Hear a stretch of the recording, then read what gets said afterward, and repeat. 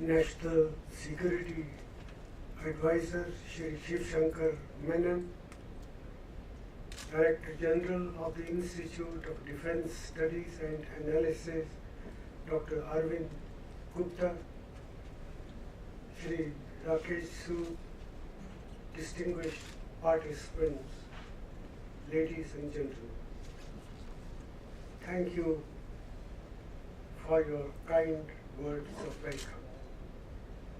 Let me begin by complimenting the Institute of Defense Studies and Analysis and the Indian Pugwash Society for organizing this international conference on moving the idea of a nuclear weapon-free world from conception to reality. To my mind, there is no theme more important or, for that matter, politically more challenging in the domain of international security. As this distinguished audience would be well aware, scientists and political leaders began grappling with the idea of elimination of nuclear weapons almost as soon as they discovered the immense destructive power of the nuclear bomb. But alongside was also the realization that nuclear energy does have great potential for common good. This dichotomy, the issue of nuclear technology and the need to harness it for peaceful application.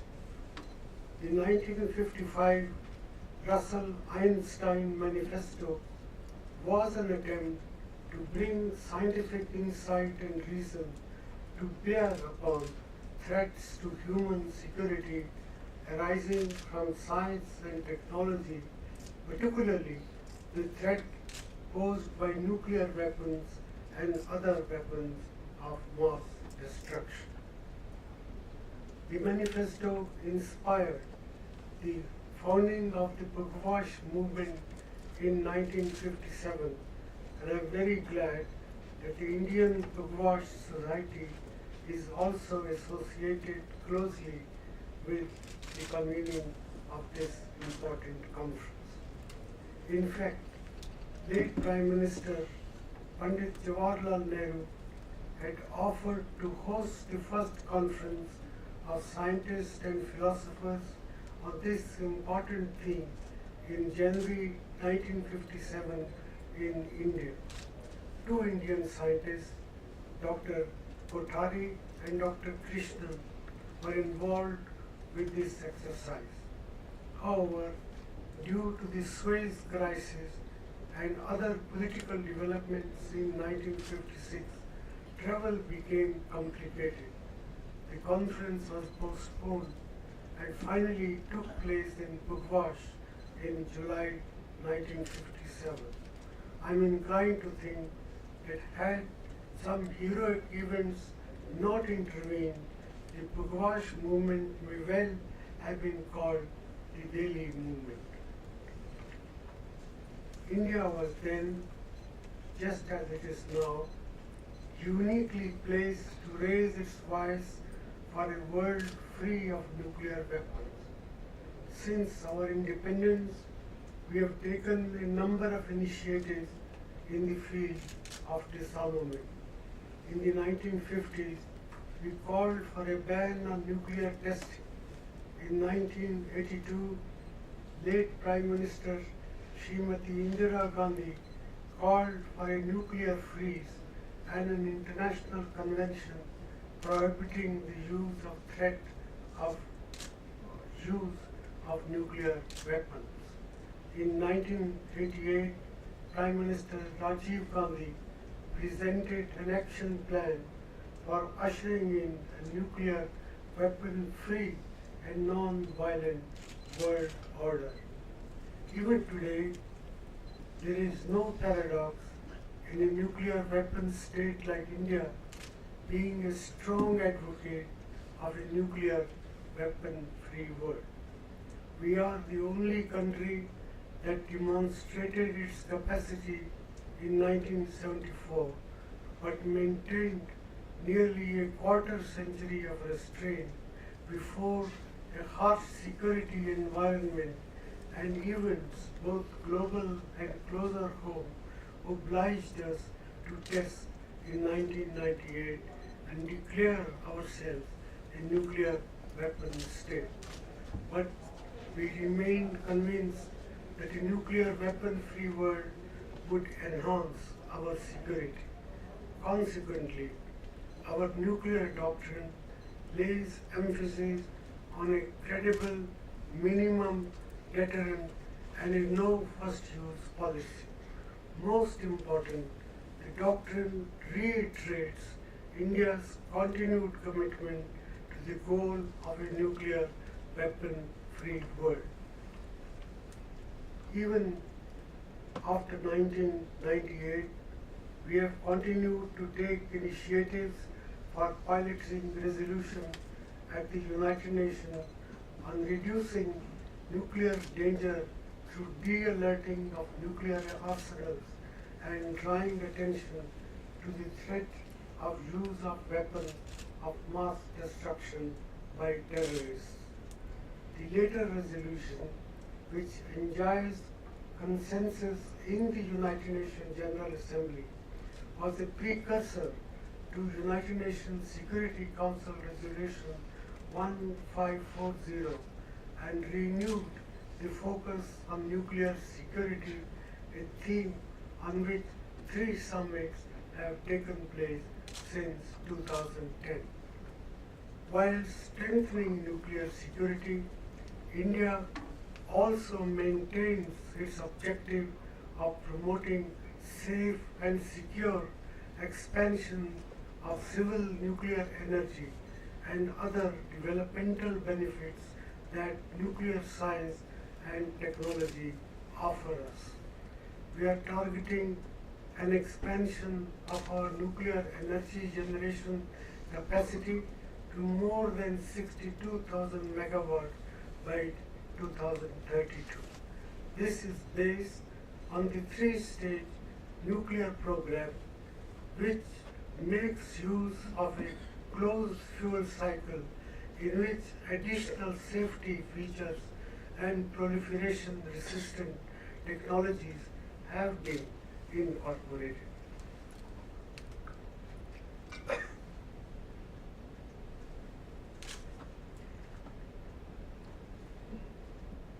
The safe operation of nuclear power plants is of the highest importance to us.